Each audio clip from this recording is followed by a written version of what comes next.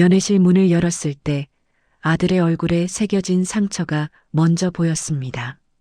22살 청년의 눈빛은 살아있었지만 그 눈이 말하는 건 말이 아니었습니다. 훈련 중에 넘어졌습니다. 부대장이 건넨 말은 간단했습니다. 하지만 오른쪽 갈비뼈 부위를 감싼 붕대와 왼쪽 어깨에 걸린 팔걸이는 단순히 넘어져서 생긴 상처라고 보기엔 너무 정교했습니다. 30년을 군복 입고 살았던 사람이라면 훈련 중 사고와 은폐된 폭력의 차이를 압니다. 다만 그걸 말하지 않았을 뿐입니다. 그러나 그날 면회실을 나서던 부대장의 뒷모습을 보며 문득 이런 생각이 들었습니다. 혹시 지금껏 믿어왔던 군의 정의라는 것이 계급장 앞에선 언제든 무너질 수 있는 것은 아니었을까요? 그리고 진짜 문제는 아들을 이렇게 만든 사람이 생각보다 훨씬 가까운 곳에 있을지도 모른다는 사실이었습니다. 사연에 들어가기 앞서 구독과 좋아요 한 번씩 부탁드리며 지금 어디에서 이 이야기를 듣고 계신지 댓글로 남겨주시면 여러분이 머무는 그 자리마다 평안이 가득하시길 진심으로 빌겠습니다. 이제 그날의 기억을 처음부터 말씀드리겠습니다.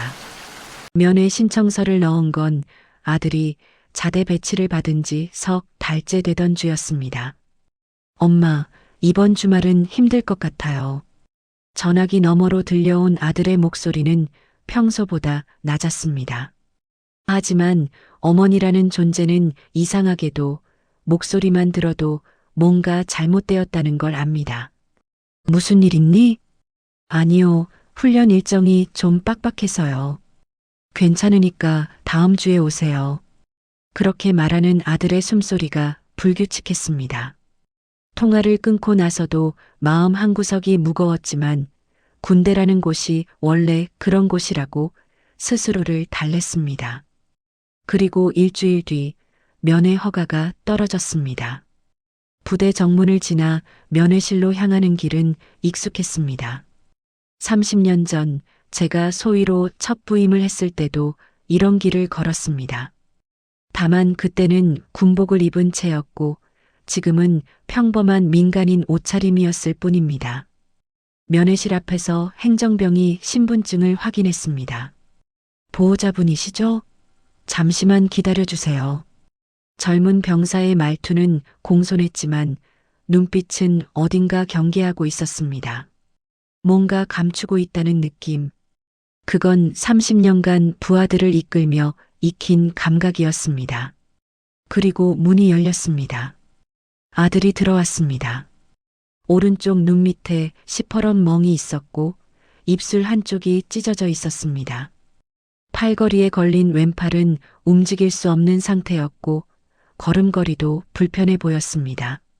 엄마, 아들이 작게 불렀습니다. 목소리가 떨렸습니다. 저는 아무 말도 하지 않았습니다. 그저 아들의 얼굴을 천천히 살폈습니다.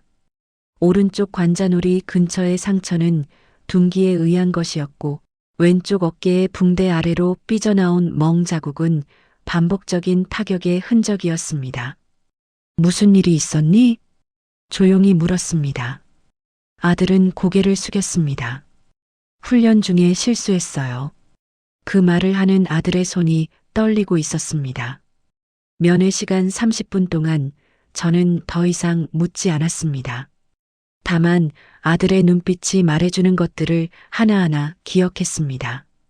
두려움, 수치심, 그리고 말할 수 없다는 침묵. 면회를 마치고 나오는 길에 부대 작전과장이 복도에서 기다리고 있었습니다. 어머님, 잠깐 말씀 좀 드릴게요. 40대 초반으로 보이는 소령이었습니다. 계급장은 반짝였지만 표정은 차가웠습니다. 아드님이 최근 훈련 적응을 좀 힘들어하고 있습니다.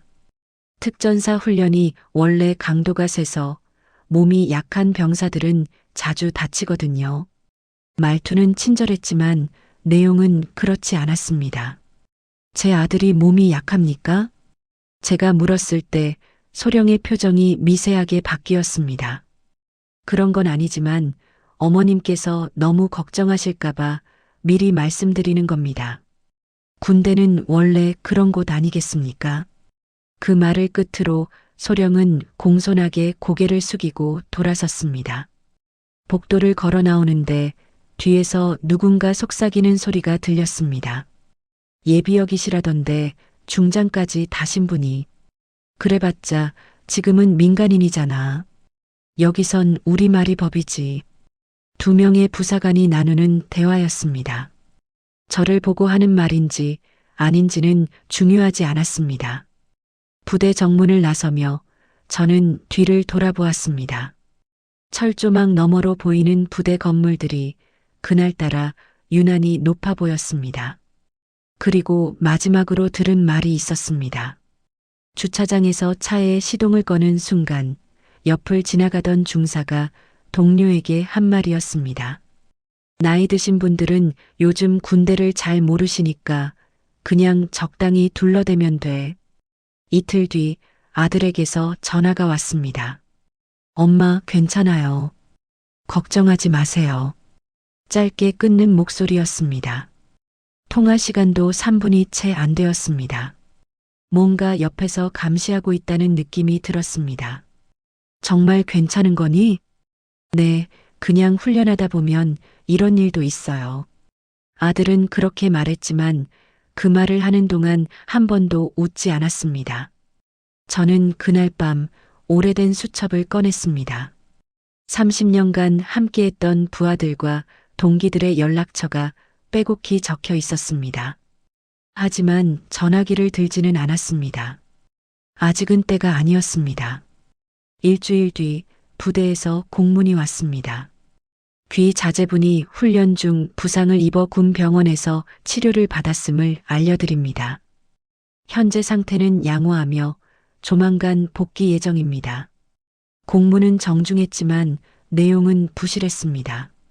어떤 훈련 중에 어떻게 다쳤는지, 누가 책임지는지에 대한 언급은 전혀 없었습니다. 저는 다시 부대를 찾았습니다.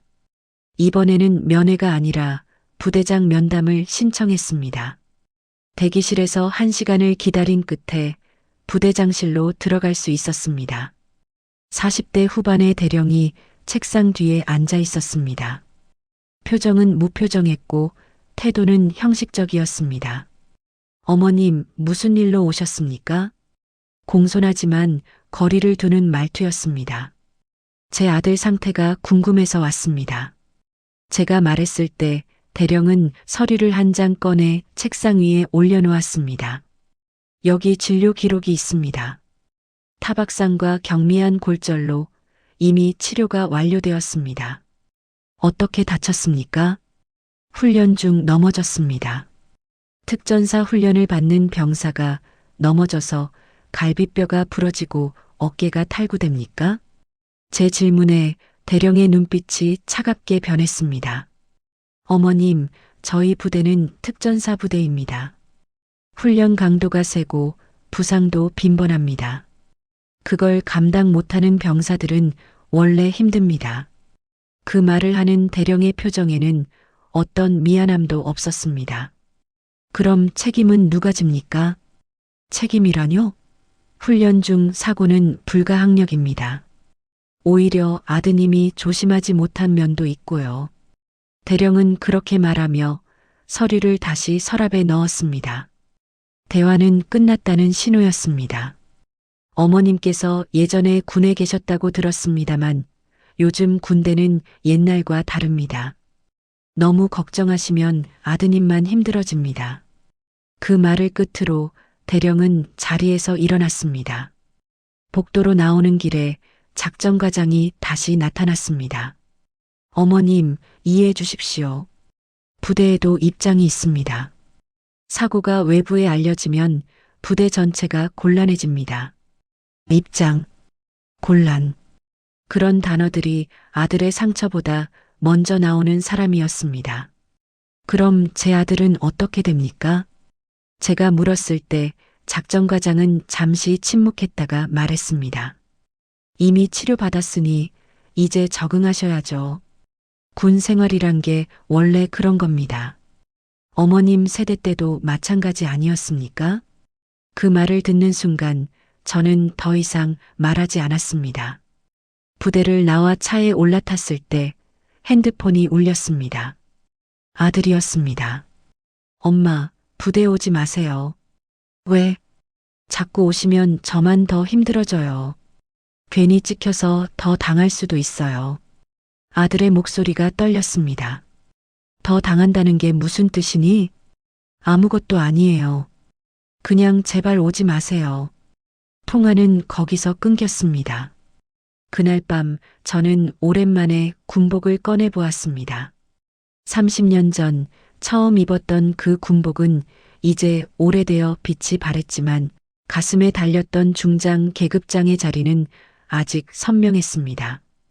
그리고 다음 날 아침 다시 한번 부대로 전화를 걸었습니다. 이번에는 부대장이 아니라 군의관에게였습니다. 어머님, 진료 기록은 이미 말씀드렸습니다. 군의관의 목소리는 피곤해 보였습니다. 제가 직접 진료 기록을 보고 싶습니다. 그건 규정상 불가능합니다. 규정이요? 네, 군 의료 기록은 보호자라 하더라도 함부로 열람할 수 없습니다. 군의관은 그렇게 말하며 전화를 끊었습니다. 저는 그날 처음으로 분노라는 감정을 느꼈습니다. 30년간 군에 몸담으며 지켜왔던 것들이 지금은 아들을 지키지 못하는 벽이 되어 있었습니다. 그리고 그날 저녁 집 앞에서 낯선 차 한 대가 서 있는 걸 발견했습니다. 차에서 내린 사람은 부대 행정관이었습니다. 어머님, 부대장님 말씀 전해드리러 왔습니다. 젊은 중위가 봉투 하나를 건넸습니다. 이 문제를 더 이상 크게 만들지 말아달라는 부탁입니다. 아드님 군 생활을 위해서라도요. 그 말을 끝으로 중위는 경례를 하고 돌아섰습니다. 봉투 안에는 짧은 편지가 들어 있었습니다. 귀 자제분의 건강한 군 복무를 위해 더 이상의 문제 제기는 자제해 주시기 바랍니다. 부대에도 명예가 있습니다. 편지를 읽는 동안 저는 아무 감정도 느끼지 않았습니다. 다만 한 가지만 확실해졌습니다. 이제는 참지 않기로 했습니다. 다음 날부터 저는 조용히 움직이기 시작했습니다. 겉으로 보기엔 아무것도 하지 않는 것처럼 보였습니다. 부대에 전화하지도 않았고 다시 찾아가지도 않았습니다. 아들에게도 더 이상 군대 이야기를 꺼내지 않았습니다. 하지만 저는 30년간 군에서 배운 게 있었습니다. 전쟁은 소리나게 준비하는 게 아니라는 것을. 첫 번째로 한 일은 아들의 진료 기록을 확보하는 것이었습니다. 군 병원에서는 직접 받을 수 없었지만 아들이 치료받았던 기록은 의료보험공단에도 남아 있었습니다. 어머님, 이 기록 보시면 놀라실 겁니다. 보험공단 담당자가 조심스럽게 말했습니다. 갈비뼈 골절, 어깨 탈구, 안면 타박상까지 이건 단순 낙상으로 생긴 부상이 아닙니다. 기록을 받아든 순간 저는 알 수 있었습니다. 이건 명백히 폭행의 흔적이었습니다. 두 번째로 군법무관에게 상담을 신청했습니다. 하지만 부대 소속 법무관이 아니라 국방부 직속 법무관에게로 갔습니다. 장군님, 이 사건은 명백한 군내 가혹행위입니다. 40대 초반의 법무관이 기록을 검토하며 말했습니다. 하지만 문제는 아드님이 직접 진술하지 않는 한 입증이 어렵습니다. 제 아들은 지금 말할 수 없는 상황입니다. 압니다. 보복이 두려워서겠죠. 그래서 더 조심스럽게 접근해야 합니다. 법무관은 그렇게 말하며 한 가지 제안을 했습니다. 비공식적으로 부대 내부 조사를 먼저 해보시는 건 어떻습니까? 제가 아는 감찰관 한 분을 소개해 드릴 수 있습니다. 저는 고개를 저었습니다. 비공식은 소용없습니다. 공식적으로 해야 합니다. 그럼 국방부 감찰실에 직접 진정서를 넣으셔야 합니다. 그렇게 하겠습니다. 세 번째로 옛 부하들에게 연락을 하기 시작했습니다. 제가 군단장으로 있을 때 함께했던 참모들과 지휘관들이었습니다. 장군님, 오랜만입니다. 첫 번째 전화를 받은 사람은 현재 국방부 인사참모부에 근무하는 준장이었습니다. 최근 특전사 쪽에 문제가 있다는 얘기 들었습니까? 몇 건 보고는 올라왔습니다만 대부분 훈련 사고로 처리되었습니다. 훈련 사고가 아니라 조직적인 가혹행위일 가능성은요? 준장은 잠시 침묵했습니다. 장군님, 혹시 개인적인 일과 관련이 있으십니까?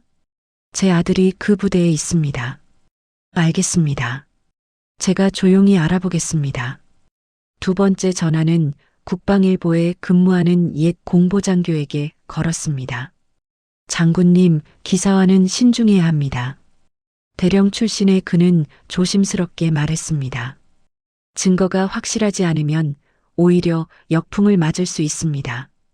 증거는 제가 확보하겠습니다. 다만 때가 되면 도와주십시오. 알겠습니다.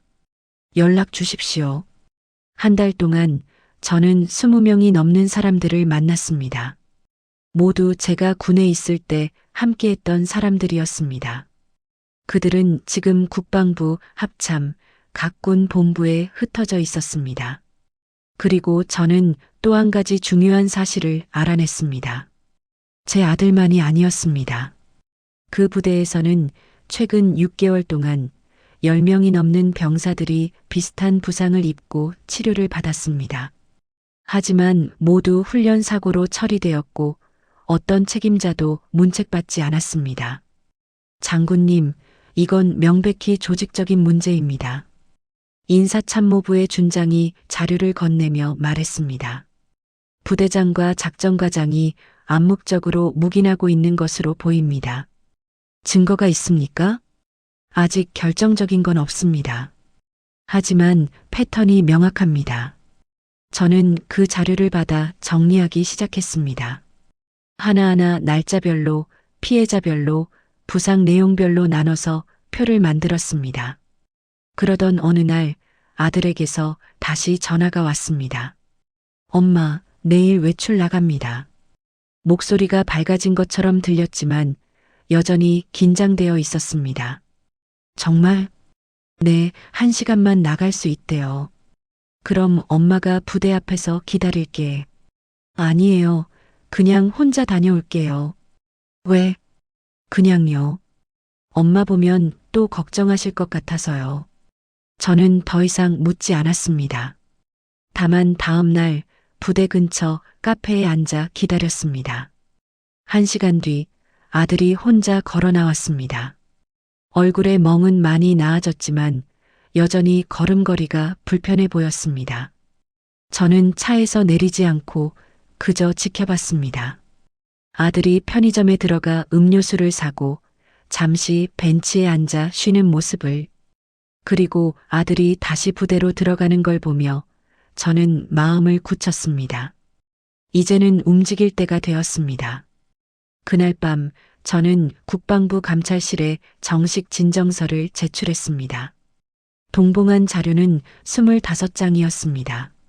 아들의 진료 기록, 다른 피해자들의 명단, 그리고 부대의 은폐 정황을 보여주는 문서들이었습니다. 접수되었습니다. 감찰실 담당자가 확인 문자를 보냈습니다. 정식 조사가 시작됩니다. 그리고 이틀 뒤 국방부에서 특별감찰팀이 구성되었다는 소식이 들렸습니다. 제가 제출한 진정서가 받아들여진 것이었습니다. 장군님, 시작되었습니다. 법무관이 전화로 말했습니다. 이제부터는 공식 절차입니다. 부대에서도 더 이상 숨길 수 없을 겁니다. 저는 창밖을 바라보았습니다. 오랜만에 마음이 가벼웠습니다. 싸움은 이제 시작이었지만 적어도 이제는 혼자가 아니었습니다.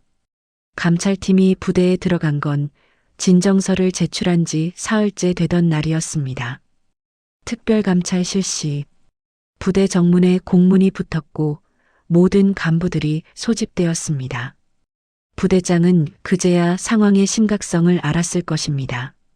감찰팀장은 제가 군단장 시절 함께 일했던 준장이었습니다. 장군님, 이번 건은 제가 직접 처리하겠습니다. 그는 전화로 짧게 말했습니다.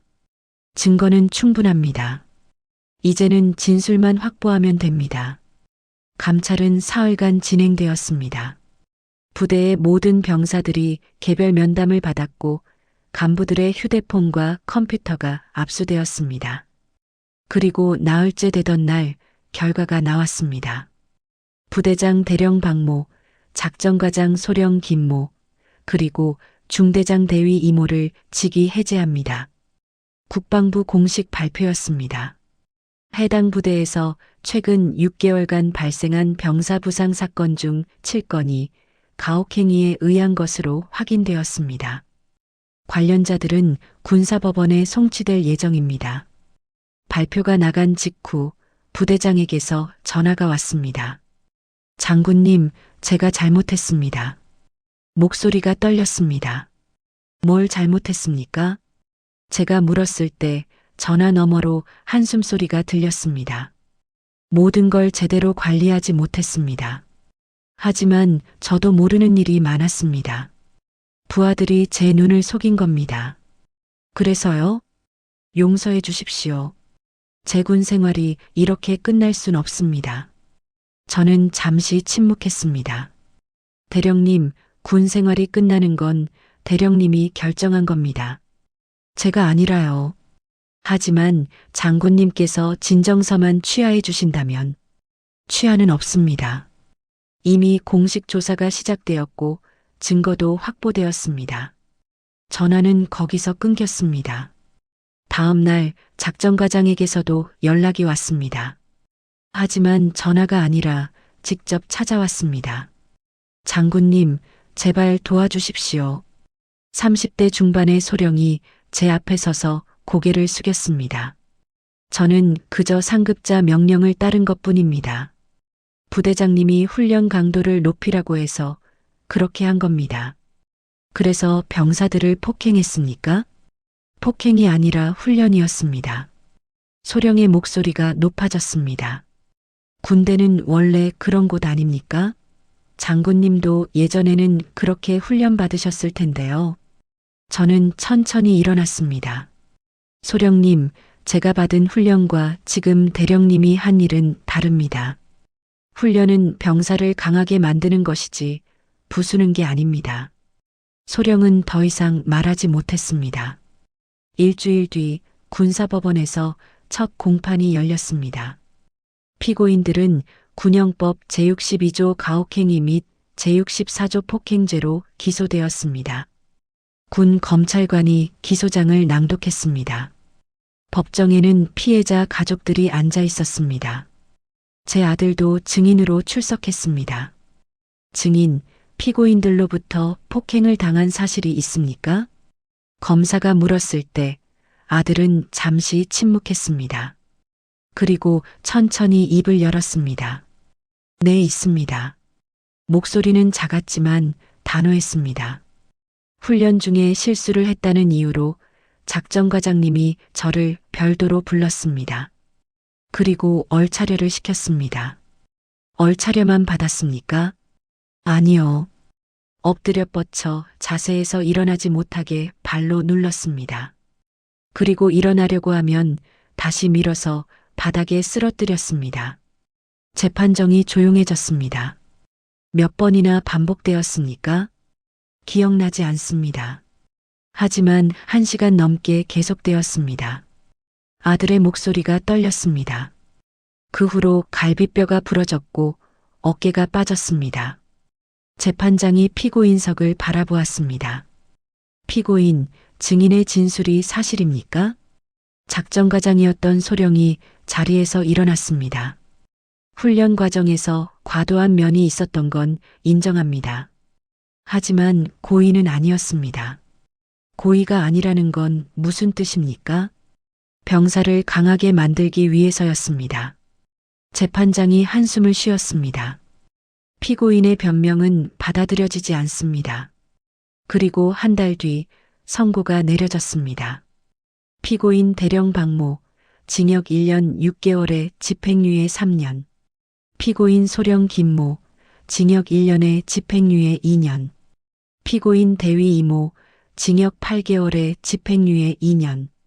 재판장이 판결문을 낭독했습니다. 피고인들은 군인으로서의 기본 책무를 저버렸으며 부하 병사들에게 심각한 신체적, 정신적 피해를 입혔습니다. 다만 초범이고 반성하는 태도를 보인 점을 참작하여 집행유예를 선고합니다. 형량은 가볍다고 생각할 수도 있었습니다. 하지만 중요한 건 이제 그들이 더 이상 군복을 입을 수 없다는 사실이었습니다. 피고인들은 군에서 전역 처리됩니다. 재판장의 마지막 말이었습니다. 법정을 나서며 저는 아들을 바라보았습니다. 아들은 처음으로 조금 편안한 표정을 짓고 있었습니다. 엄마 고마워요. 아들이 작게 말했습니다. 저는 아무 말도 하지 않고 그저 아들의 어깨를 가볍게 두드렸습니다. 그리고 그날 저녁 옛 부하들에게서 연락이 왔습니다. 장군님 잘 처리하셨습니다. 다른 부대에도 경각심을 줄 수 있는 사건이었습니다. 앞으로는 이런 일이 줄어들 겁니다. 저는 그들의 말에 고개를 끄덕였습니다. 하지만 속으로는 알고 있었습니다. 이건 끝이 아니라 시작이라는 것을. 재판이 끝나고 석 달이 지났습니다. 아들은 다른 부대로 전속되었고 남은 군 복무를 무사히 마쳤습니다. 전역하던 날 아들은 처음으로 환하게 웃었습니다. 엄마, 이제 끝났어요. 그래, 수고했다. 저는 그렇게 말하며 아들을 안아주었습니다. 그 후로 저는 다시 평범한 일상으로 돌아왔습니다. 아침에 일어나 산책을 하고 오후에는 책을 읽고 저녁에는 친구들을 만났습니다. 군복은 다시 옷장 깊숙한 곳에 넣어두었습니다. 이제는 꺼낼 일이 없을 것 같았습니다. 하지만 가끔 뉴스에서 군대 관련 사건이 나올 때면 저는 그때를 떠올렸습니다. 면회실에서 본 아들의 상처를, 그리고 그걸 숨기려 했던 사람들의 얼굴을. 어느 날 국방부에서 초청장이 왔습니다.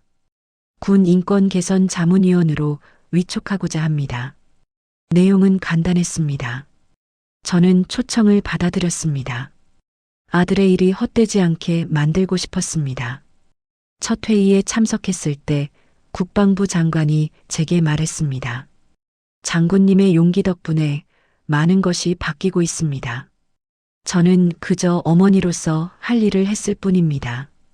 그 일이 쉽지 않았을 텐데요. 장관이 고개를 숙였습니다. 회의가 끝나고 저는 국방부 건물을 나섰습니다.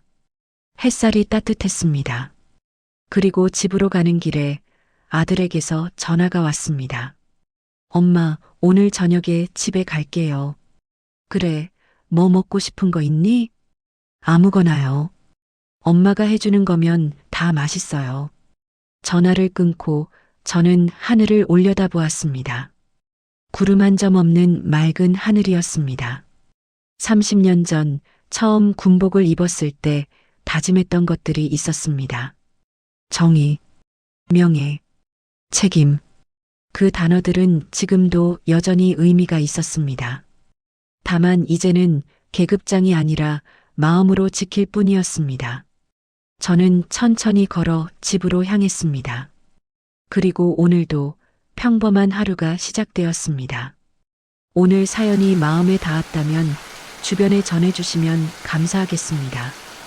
구독과 좋아요로 응원해주시고 어디에서 듣고 계신지도 댓글로 남겨주세요. 모두 건강하고 행복하시길 기원합니다.